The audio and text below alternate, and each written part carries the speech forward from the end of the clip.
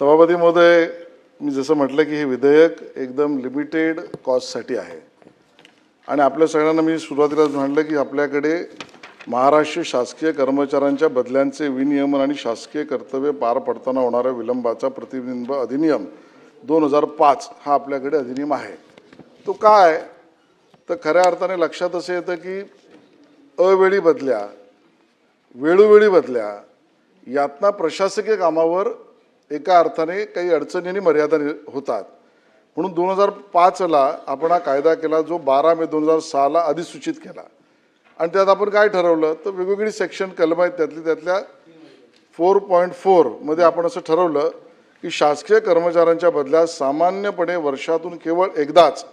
April किंवा मे महिन्यात करण्यात येतील। आता एप्रिल किंवा मे महिन्यामध्ये साधारणतः आपण त्यांच्या बदल्या करण्याचा धोरण आपल्या नियमच आहे।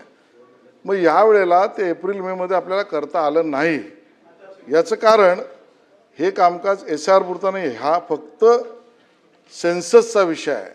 आणि म्हणून अगदी स्पेसिफिकली सांगायचं झालं तर आपल्याकडे कंडक्ट ऑफ सेन्सस 2027 हे आपल्याकडे सुरू झालं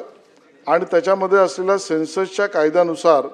या सगळ्या गोष्टी सेन्सस ॲक्ट 1948 आणि सेन्सस रूल्स 1990 याच्यानुसार हे काम आपल्याकडे होत आहे। आता त्यामध्ये ज्या वेळेला केंद्र सरकारने यानंतर 11 मार्च 2026ला म्हणजे आपल्या बदल्या कधी व्हायच्या होत्या सर्वसाधारणपणे एप्रिल आणि मे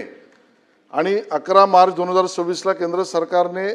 कॅबिनेटमध्ये निर्णय झाल्यानंतर सर्व राज्य सरकारांच्या मुख्य सचिवांना पत्र पाठवले आणि त्यामध्ये सांगितलं की 2 फेजमध्ये या जनगणना होत आहे, ज्यामध्ये house listing and house census हा पहिला टप्पा आहे आणि दुसरा टप्पा जो आहे तो दुसरा टप्पा जो आहे तो डायरेक्ट सेन्ससचा आहे। त्याच्यामध्ये पुढचा विषय आहे, त्याला मी आता येत नाही, तो फेब्रुवारीपासून आहे।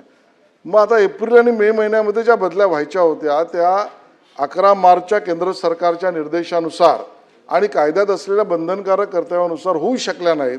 त्यामुळे त्या 30 जूनपर्यंत करण्यात याव्यात अशी मर्यादाच एका अर्थाने आपण घालून देतो आणि म्हणून 30 जूनपर्यंत करण्याची परवानगी द्यावी एवढ्या पुरताचं हे विधेयक त्यातलं आहे। आणि त्यामुळे मी सभागृहाला विनंती करीन की आता तुम्ही भाई विचारलात प्रश्न की सेन्ससचं काम पूर्ण होईल का, तर सेन्ससचं काम पूर्ण झालं, 14 जूनला झालं। आपण 27 मेलाच